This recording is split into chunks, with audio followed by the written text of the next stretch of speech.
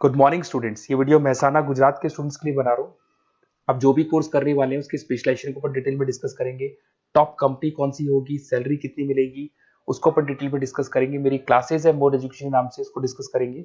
साथ के साथ आपके लिए कौन सा बेस्ट कॉलेज होगा जहाँ पे आपको एडमिशन लेना चाहिए, इसको डिस्कस करेंगे।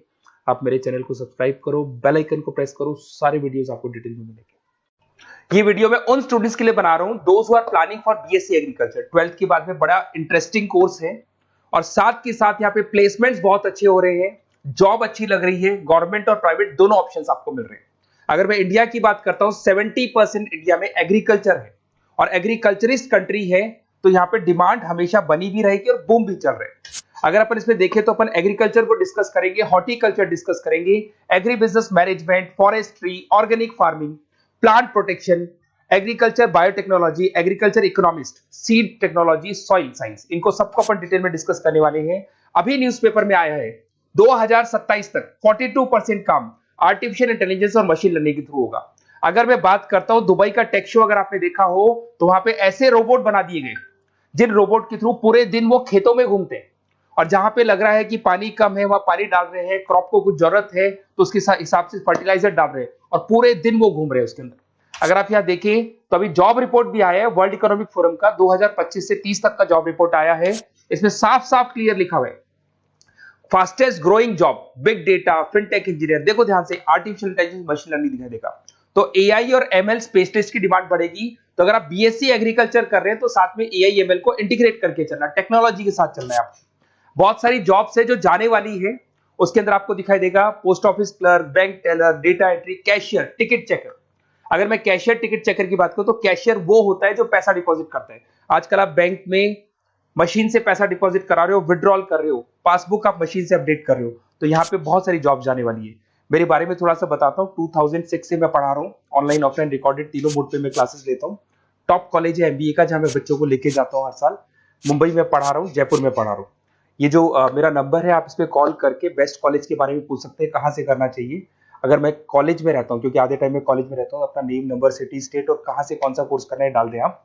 अब आते हैं अपन स्पेशलाइजेशन पे, एक एक करके सारे स्पेशलाइजेशन देखो। सबसे पहला आपको दिखाई देगा बीएससी एग्रीकल्चर, ये कॉमन हो गया। इसमें सब कुछ पढ़ना है आपको, क्रॉप इरिगेशन पढ़ना है, सॉइल साइंस पढ़ना है, एग्री इकोनॉमिक्स पढ़ना है, तो सब कुछ इसके अंदर आपको मिलेगा। इसमें आप एग्रीकल्चर ऑफिसर बन सकते हैं, फार्म मैनेजर बन सकते हैं, रिसर्च असिस्टेंट बन सकते हैं। स्टार्टिंग जॉब भी मान के चलो 3-4 लाख से स्टार्ट होती है और फिर एक्सपीरियंस के हिसाब से वो बढ़ जाता है पैकेज आपका। इसमें आपको नाबार्ड में, एग्री, महिंद्रा एग्री में जॉब लग सकता है। अगर अपन आते हैं हॉर्टिकल्चर, तो हॉर्टिकल्चर कहीं ना कहीं फ्रूट्स एंड वेजिटेबल से रिलेटेड है। यहाँ पे सारे जितने भी फ्रूट्स एंड वेजिटेबल्स है ऑर्गेनिक, जिसके अंदर अपन कोई पेस्टिसाइड्स या कोई केमिकल्स यूज नहीं करेंगे, वो ऑर्गेनिक फार्मिंग के थ्रू करते हैं इसके अंदर। तो यहाँ पे आपके फ्लावर्स हो गए, फ्रूट्स हो गए, वेजिटेबल्स हो गए, क्वालिटी फ्रूट्स, जिसका अपन मार्केट में जब सेल करते हैं तो बहुत अच्छा अपने को उसका रेवेन्यू मिलता है। तो इसके अंदर आपको हॉर्टिकल्चरिस्ट बन सकते हैं आप, उसके बाद में नर्सरी मैनेजर बन सकते हैं। तो पैकेजेस बहुत अच्छे मिलते हैं। पतंजलि हर्बल ग्रीन के अंदर आपकी जॉब लग सकती है। अगर मैं बात करता हूँ एग्री बिजनेस मैनेजमेंट, ये कहीं ना कहीं एग्रीकल्चर और बिजनेस का लिंक करते हैं। आज अगर किसी फार्मर ने कुछ प्रोड्यूस कर लिया, उसको बेचना है, तो कहीं ना कहीं किसी बिचौलियों को या होलसेलर को बेच देते हैं। होलसेलर जाके रिटेलर को बेचता है, रिटेलर कस्टमर को बेचता है। तो यहां पर फार्मर को जो प्रॉफिट होना चाहिए बहुत लिमिटेड प्रॉफिट होता है। तो यहाँ एग्री बिजनेस मैनेजमेंट का काम है कि आपको बिजनेस कैसे करना है, किस तरीके से मार्केटिंग करनी है।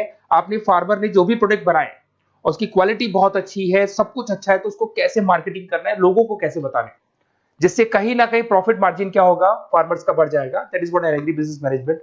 इसमें रूरल बैंकिंग ऑफिसर बन सकते हैं आप, एग्री सेल्स एग्जीक्यूटिव बन सकते हैं, एग्री बिजनेस मैनेजर बन सकते हैं। तो बहुत सारे ऑप्शन मिलेंगे। पैकेज वही 4-5 लाख से स्टार्ट होता है इसका भी।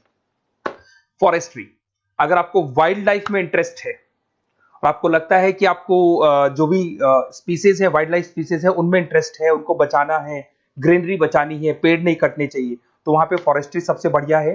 यहाँ पे फॉरेस्ट ऑफिसर बन सकते हैं, वाइल्ड लाइफ इंस्पेक्टर बन सकते हैं। तो ऐसे पैकेजेस अच्छे मिलते हैं इसमें, ये ऑप्शन भी अच्छा है आपके लिए। अगर अपन यहाँ पे देखें ऑर्गेनिक फार्मिंग, अगर आपने देखा होगा दादाजी ने हमेशा क्वालिटी खाया, तो दादाजी 90 to 100 क्रॉस कर जाएंगे। बट आज की जो जनरेशन है वो 60 क्रॉस करने में भी दिक्कत आएगी। वाई? बिकॉज उन लोगों का जो फार्मिंग सिस्टम था वो ऑर्गेनिक था, वो कभी भी कोई पेस्टिसाइड्स, कोई केमिकल यूज नहीं करते थे।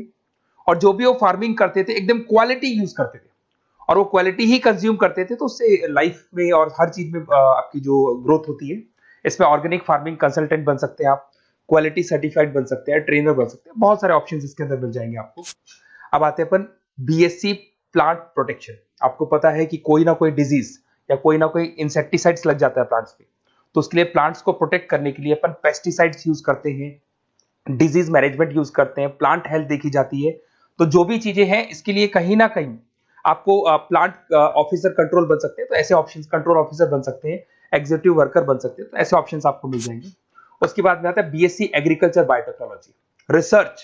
ये कहीं ना कहीं रिसर्च से रिलेटेड जॉब मिलेगा आपको। इसके अंदर आपको बायोटेक्नोलॉजी, क्रॉप इंप्रूवमेंट रिसर्च के बारे में मिलेगा कि जैसे कैसे अपन क्रॉप को इंप्रूव कर सकते हैं, कैसे यील्ड बढ़ा सकते हैं, कैसे प्रोडक्शन बढ़ा सकते हैं, तो उसके ऊपर रिसर्च किया जाता है।